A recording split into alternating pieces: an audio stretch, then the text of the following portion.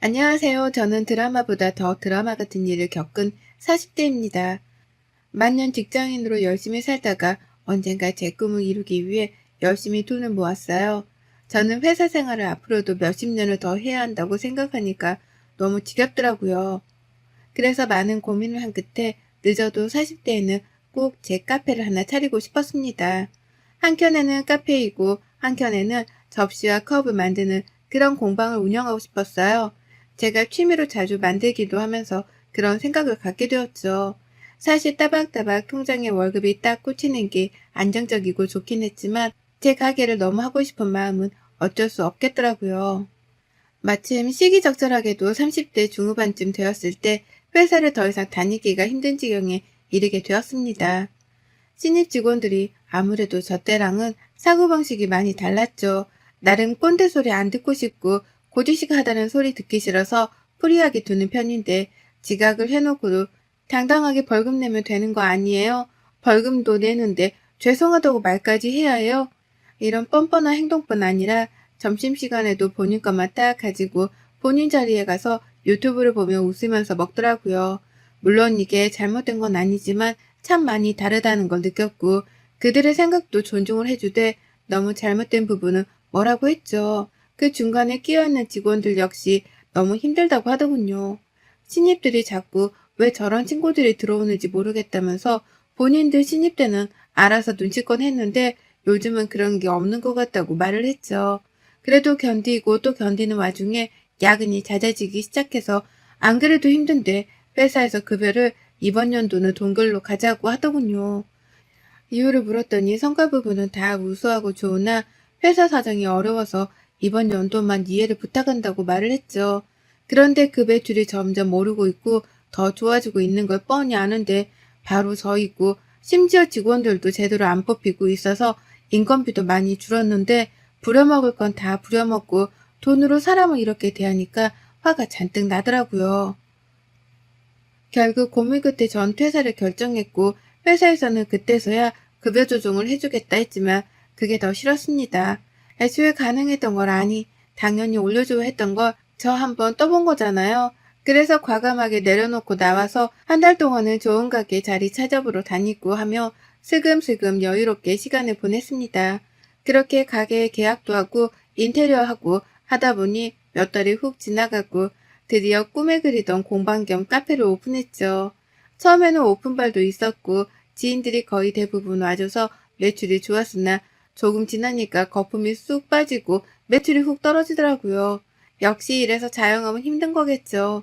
조금 색다르고 특별해야 성공하는 시대라고 많은 고민과 노력을 하며 가게 홍보에도 앞장서고 이벤트들도 다양하게 했습니다. 덕분에 커플 데이트 성지로 선택받게 되었고 예약 없이는 당일에는 절대 공방은 이용 불가할 정도로 매일매일 예약이 풀로 차게 되었죠. 너무 원했던 결과이고 제 가게를 한다는 것만으로도 너무 행복했어요. 그렇게 여유를 찾으니 마음에도 안정이 생겼고 주변을 둘러보게 되었습니다. 그러던 중 제 공방을 자주 찾아오던 애랑이와 연애를 시작하게 되었어요. 늘 컵 2개, 그릇 2개, 이런 식으로 2개를 만들었는데 한 개는 꼭 제게 선물을 해줬죠. 그런데 거기에 뭔가가 적혀 있었어요. 짧게 짧게 적혀 있다 보니까 다음번에 빨리 와서 만들어주길 하며 기다리게 되더라고요. 그렇게 몇 번 왔다 갔다 하던 예랑이가 제게 써준 말을 모두 조합해보니 이거였죠. 처음부터 내 사람이다 싶었는데 진짜 내 사람이 되어줄래요? 저걸 하겠다고 6번의 수업을 받았고 6개의 선물과 함께 마지막 조각까지 완성되던 날 저는 기쁨을 감추지 못했습니다. 뭔가 오글거리지만 되게 로맨틱하잖아요. 애랑이와의 연애는 처음부터 끝까지 로맨틱했습니다. 사람 자체가 설탕마냥 달달해서 말 한마디를 하더라도 너무 스윗한 사람이었어요. 좋았습니다. 뭔가 저를 위해 나타나줄 그런 사람 같았어요. 애랑이의 직업은 달달하고 로맨틱한 성격과는 어울리지 않게 형사였습니다. 뭔가 되게 신기했어요. 주변의 경찰엔 친구들은 있는데 정말 강력 사건을 다루는 형사는 처음이었으니 말이죠. 처음엔 신기했는데 점점 시간이 갈수록 마음이 무겁고 매일 불안하더라고요. 애랑이 몸에 상처가 꽤 있는데 일하면서 다친 영광의 상처라고 하는데 그런 얘기를 들을 때마다 제 심장은 녹아내릴 것 같았습니다. 또 사건에 대해 정확히 물어볼 수도 없고 말해줄 수 없기에 서로 대화가 중간중간 끊기는 느낌도 있었죠. 그런데 이건 이해했어요. 그러나 제가 걱정인 건 정말 저러다 크게 다칠까 봐였습니다. 하루는 제가 공방도 쉬는 날이고 해서 겸사겸사 밤샘 근무하고 피곤할 애랑이를 위해 도시락을 잔뜩 만들어서 갔어요. 물론 다른 분들도 드시라고 양을 넉넉히 싸서 갔죠. 도착했는데 어디로 어떻게 가야 할지도 모르겠고 따로 약속을 잡은 게 아니라서 함부로 막 들어갈 수가 없더라고요. 급히 애랑이에게 전화해서 우선 1층으로 얼른 데리러 와달라고 했고 그렇게 애랑이의 도움으로 들어가서 도시락을 전해주고 팀원분들과도 인사를 나눴죠. 저도 식사를 하기 전이라서 같이 도시락을 먹으면서 이런저런 대화를 나눴는데 오히려 대화를 나누고 다녀오고 나서 마음이 더 무거워졌습니다. 위험한 일이 굉장히 많아요. 다치거나 하는 일이요. 아휴, 모르면 몰랐지. 알고 나니까 너무 걱정되는데 저한테 제대로 말도 안 해줘서 전 잘 모르거든요. 아유, 많죠. 저희도 뭐 목숨 걸고 현장 가는 거니까 정말 다 내려놓고 저항 없이 따라와 주는 경우도 있지만 이판사판이다 하며 이 악물고 끝까지 덤비는 경우도 있는데 이 힘을 막는 게 보통이 아니거든요. 그쵸. 저희 와이프도 연애 때도 그랬지만 결혼하고 얘까지 생기니까 제가 조금만 다쳐도 눈물부터 흘리더라고요. 그런 거 보면 괜히 미안하기도 하고 내가 형사라는 직업을 괜히 선택했나 싶기도 한데 그렇다고 매일 위험한 것도 아니고 단순 사건도 있고 하니까 너무 걱정 마세요. 또 혼자 움직이게 절대 안 하고 팀 짜서 다니니까 걱정 마세요. 거봐, 걱정 말라니까. 내가 당신한테나 부드럽지. 현장에서 악마야, 악마. 다들 다치지 마세요, 정말로. 다음에 제가 또 놀러 왔을 때도 지금처럼 꼭 건강하셔야 해요. 그나저나 입맛에 맞을지 모르겠어요. 한다고 하긴 했는데. 아유, 무슨 말씀을. 너무 맛있어요. 맨날 밖에서 대충 사 먹고 짜장면이나 시켜 먹고 컵라면 먹었는데 오랜만에 진짜 맛있는 집밥 먹은 기분이에요. 고마워요. 그리고 저희 모두 절대 안 다칠게요. 들어보니 현장에 막상 가봤을 때 생각보다 더 위험한 경우들이 많다고 해요. 그래서 힘겨울 때도 있지만 서로가 다치지 않도록 서로를 보호하며 일을 하니까 걱정 말라고 하셨죠. 다른 걸 떠나서 목숨 내놓고 일한다는 그 말이 너무 속상했어요. 현장에 나가 있을 때는 연락도 거의 못하기 때문에 무슨 일이 생기진 않았겠지. 약간 그런 걱정이 들어서 마음이 내내 조마조마하긴 했습니다. 근데 또 사람은 적응의 동물이라고 이런 연애를 1년이 넘도록 하니까 약간 내성이 생긴 건지 어느덧 저도 화이팅하고 나쁜 놈 딱 잡아 그냥 알겠지? 라고 하게 되는 여유가 생기더라고요. 애랑이는 늘 제게 본인을 걱정하며 마음 졸이는 걸 알기에 중간에라도 연락을 아주 짧게라도 남겼습니다. 뭐 예를 들면 나 괜찮아. 밥 먹어. 걱정 마. 뭐 이런 식으로 말이죠. 그런 짧은 연락들을 보면 또 마음이 놓이곤 했습니다. 예랑이가 저희 공방에 와서 뭘 만드는 걸 굉장히 좋아라 했는데 제가 하루는 물어본 적이 있어요. 왜 그렇게 좋냐고 말이죠. 근데 당신은 와서 만드는 게 왜 좋아? 내 일상은 시끄럽고 험하고 사건 사고들이 멈추지 않은 곳인데 여기 당신이랑 조물조물해서 뭐 하나씩 만들어낼 때면 뿌듯하기도 하고 그 순간만큼은 머릿속이 아주 조용해서 좋은 것 같아. 잡생각도 안 들고 직업 특성상 계속 추리하고 생각하고 의심하고 또 의심하는 버릇이 있어서 퇴근해도 머리가 쉬지 못하는데 여기 오면 딴 생각하거나 딴짓하면 바로 큰 사고로 이어질 수 있잖아. 그래서 완전 집중하다 보니까 머리가 맑아지더라고. 오, 나랑 똑같은 이유네? 나도 그래. 만드는 순간만큼은 머리를 비우고 집중하는 편인데 그렇게 하니까 확실히 머리도 덜 아프고 스트레스도 덜 받더라고. 사건들이 많으면 참 바쁜 애랑이라서 일주일을 넘도록 못 본 적도 많지만 이해했고 전 그럴 때면 제 개인적인 시간을 보내며 애랑이를 응원하고 기다려줬습니다. 어느덧 2년쯤 연애를 했을 때 애랑이가 결혼 얘기를 먼저 꺼내더라고요. 마감할 때쯤 짠하고 나타나더니 꽃과 함께 나타나더니 대체 언제 준비했는지 카페에 있는 빔에 저희 영상이 딱 나오더라고요. 2년간 쌓인 추억들을 사진으로 보는데 기분이 참 묘하기도 하고 눈물이 많이 났던 하루였죠. 프로포즈도 받았겠다. 결혼 가보자며 둘이 아주 신나는 마음으로 결혼 준비를 했어요. 우선 양가 부모님께 인사를 드리러 가는 약속부터 잡았죠. 시댁을 먼저 가게 되었고 시댁 근처 한정식집에서 처음 뵙게 되었습니다. 너무 긴장이 된 나머지 손까지 달달 떨려하는 저를 보며 애랑이는 막 놀리고 비웃었지만 진짜 떨렸어요. 그러나 제 예상과는 전혀 다르게 너무 유쾌하고 즐거운 분위기로 식사를 마쳤고 디저트가 나왔을 때 본격적으로 결혼에 대한 이야기를 하게 되었습니다. 이때 이미 긴장이 어느 정도 풀린 상태라서 조금 편하긴 했어요. 듣기론 무슨 카페랑 공방을 운영한다고 들었는데 매출이 정확히 어느 정도니? 평균 매출. 평균 매출이요? 엄마, 초면에 매출을 물어보는 건 실례지. 나보다 더 벌어. 뭐가 실례니? 알겠지만 우리 준호 외아들의 저 자리까지 가게 만들려고 나랑 준호 아빠 정말 고생했어. 그래서 내게는 유독 더 특별한 아들이거든. 그러니까 결혼하고서도 서영이 너가 우리 준호 내조를 잘해줬으면 좋겠다. 나야 뭐 시집살이 이런 거 시킬 것도 없고 너희 둘이 결혼하고 알아서 잘만 살면 좋겠거든.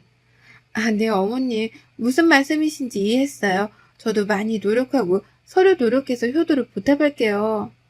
잘 사는 게 효도이긴 하지만 효도는 정확히 말하면 다른 게 효도지. 잘 사는 걸로 퉁치는 건 아니지? 네? 장난. 너무 긴장했나 보네. 그건 그렇고 우리 준호가 원래 그렇게 소개해달라는 집안이 널리고 널렸었거든.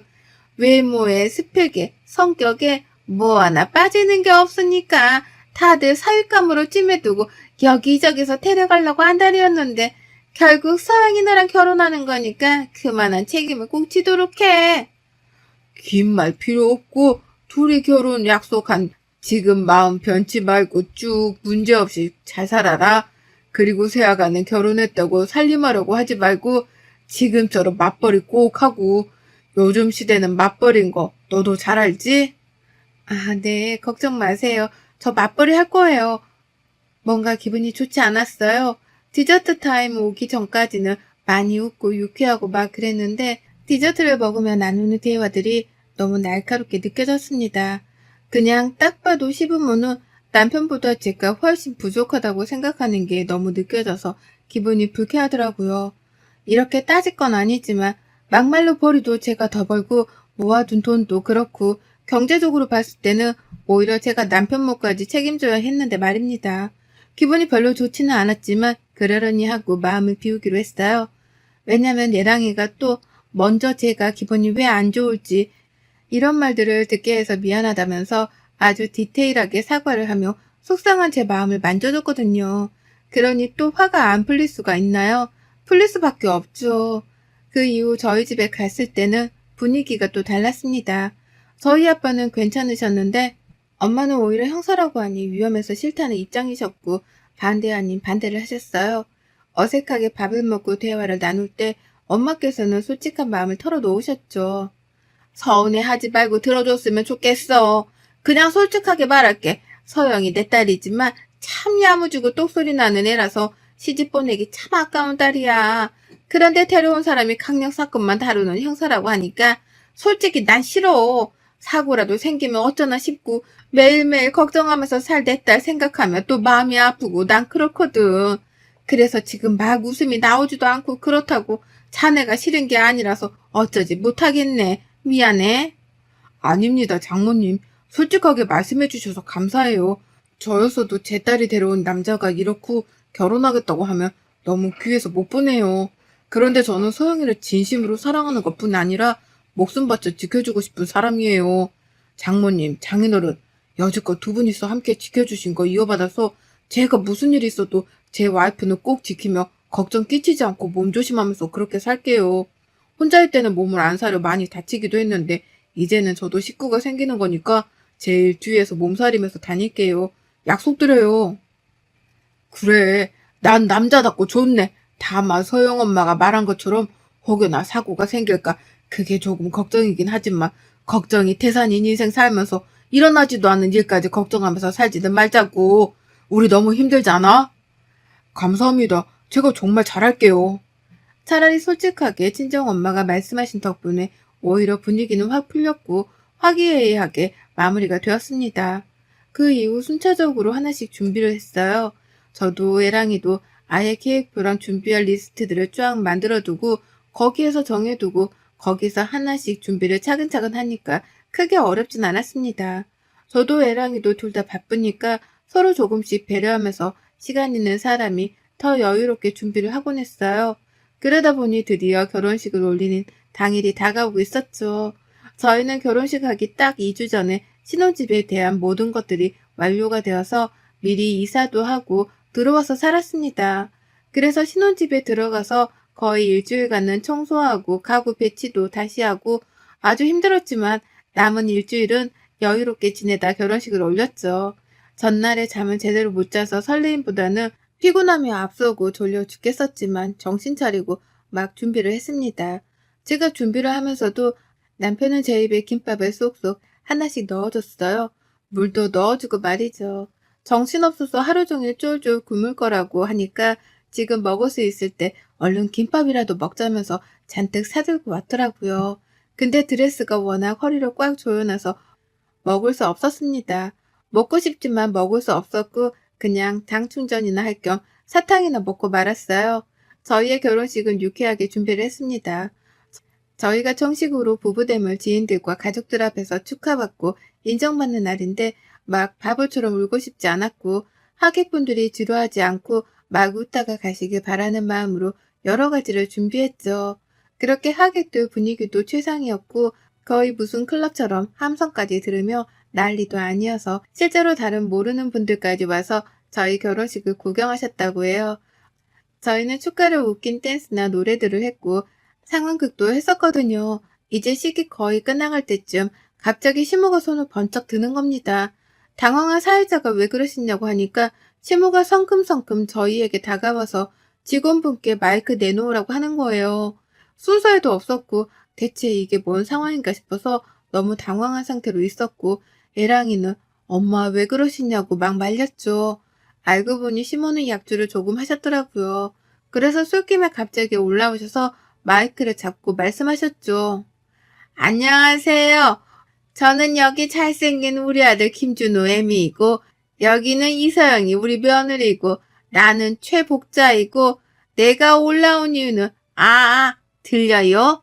아니 다른 게 아니고 내가 약주를 좀 했는데 이야 우리 어머니께서 아주 약주 조금 하시고 분위기 업 시켜주시려고 오셨구나. 그런데 우리 아버님이 어머님 모시고 가는 게 어떨까요? 저희 여기 빌린 시간이 정해져 있어서 이제 나가야 되거든요. 그래야 다른 사람들도 결혼을 해서 저희 때문에 그 사람들 결혼 못하면 어째요. 시끄럽고 나 딱 우리 며느리 이서영한테 할 말이 있어서 그렇거든. 다 필요 없고 우리 잘난 아들 내조 똑바로 하고 살아라. 내가 너 시집살이 안 시키는 대신에 넌 우리 아들 떠받들고 하늘 같은 서방님 이렇게 살아야 되는 거야. 알겠지? 늘 서방은 하늘처럼 대신 너는 바닥으로 그렇게 살아야 가정이 행복한 것이다. 순간 전 제기를 의심했고 순식간에 하객석은 난리가 났죠. 웅성웅성거리는 소리가 막 들리더니 그때 한 여자가 아이를 안고 나타나더라고요. 그 여자와 아이의 등장에 시모와 애랑이는 거의 기겁을 하는데 뭔가 느낌이 쎄했죠. 최복재 여사님 여전하시네요. 내가 진짜 보다 여기 며느리 될 분이 너무 안타까워서 구해주러 왔네. 내 알 바 아니니까 그냥 냅두려다가 그쪽 속으신 거예요. 이 새끼 얘까지 딸린 이혼남이고 더 정확히는 그쪽이랑 만나기 전에 딴 년이랑 바람 폈고요. 그래놓고 얘도 저도 다 버리고 떠난 매정한 놈이고 그 옆에서 우리 아들은 잘나서 그럴 수 있다고 하던 게 여기 얘네 부모고요. 결혼 절대 하지 마세요. 그냥 지금이라도 알아서 다행이라고 생각하시고 저 같은 피해자를 더 만들고 싶지는 않네요. 아마 연애할 때는 너무 잘해줬을 거예요. 근데 그게 나한테만 그러는 게 아니란 게 문제지. 식장은 진짜 아수라장이 되었고 저희 친정 아빠께서는 올라오셔서 남편놈 정광이를 발로 확 차고 말씀하셨죠. 약구로 어디서 이딴 새끼가 감히 내 딸을 넘봐? 너는 법적으로 쳐넣을 수 있는 거 다 쳐넣어서 죄값 물게 만들 거니까 딱 기다리고 기대하고 있어. 이거 완전 사기꾼 집안이잖아. 그래 놓고 뭐? 귀한 아들 내조나 해? 당신은 능력도 뭣도 없는 여편네니까 남편한테 살살 기면서 눈치 보고 사는 인생일지 몰라도 내 딸이랑 내 와이프는 그딴 인생 안 살아. 알겠어? 참나. 이미 이혼했고 다 끝났는데 뭐가 문제야? 그래 어디 법적으로 쳐넣어봐. 넣을 수 있는 게 있나? 멍청하면 이렇게 티가 난다니까. 기대해. 저희 엄마께서는 제 부케를 뺏어서 시모 얼굴을 미친 듯이 때리고도 분이 안 풀려 시모 멱살 잡고 흔들다 시모 한복을 아주 다 뜯어 놓으셨고 머리까지 산발을 만들어 놓으셨습니다. 그리고 애랑이야 뭐 코피까지 터졌고 이후 아빠 지인분 로펌을 통해서 진짜 넣을 수 있는 죄란 죄는 다 테트리스 하듯 껴넣어서 고소를 해버렸고 벌금도 꽤 많이 내고 기록까지 남기고 동네방네 소문나서 얼굴도 못 들고 다니고 결국 저희가 이 문제 해결하고 잠수 탔더라고요. 어떻게 보면 제가 참 불쌍하게 보일 수 있지만 전 차라리 그때라도 알아서 다행이라고 생각을 합니다. 더 빨리 알았으면 좋았겠지만 그냥 생각하지 않으려고 노력 중이에요. 하루하루를 더 열심히 살면서 저한테 집중하며 그렇게 살고 있답니다. 여러분도 힘든 일이 있으시거나 견디지 못할 만큼 버겁게 느껴지신다고 너무 우울해하지 마세요. 저처럼 극복할 수 있습니다. 여러분의 생각은 댓글로 남겨주세요.